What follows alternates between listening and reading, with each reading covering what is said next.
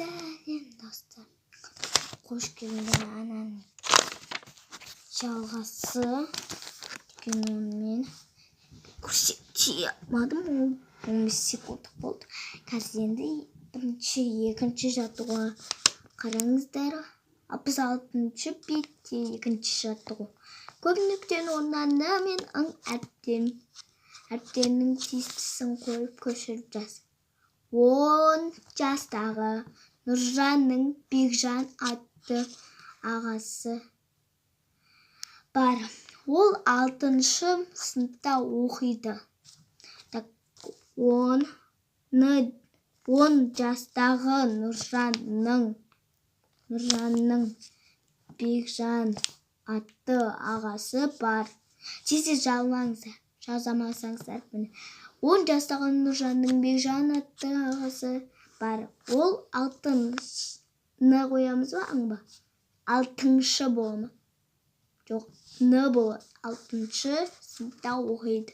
Ол үнемі ма? Ны ма? Үнемі ма?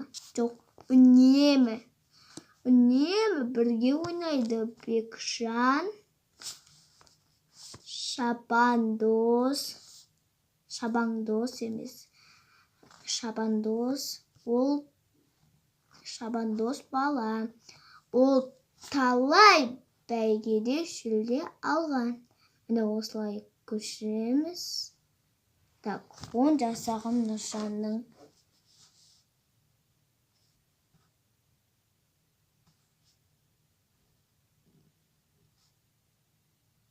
10 жастағы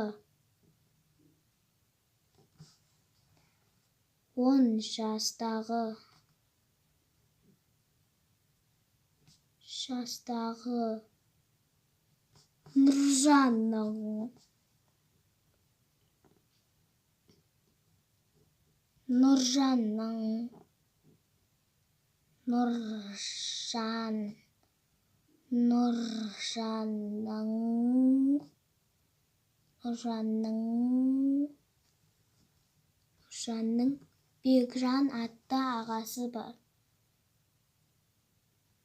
Бекжан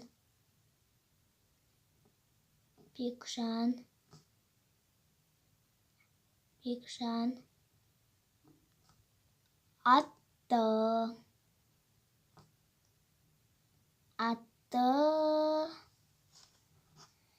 ой, бұл қазір мен өшіремін. 7 пока.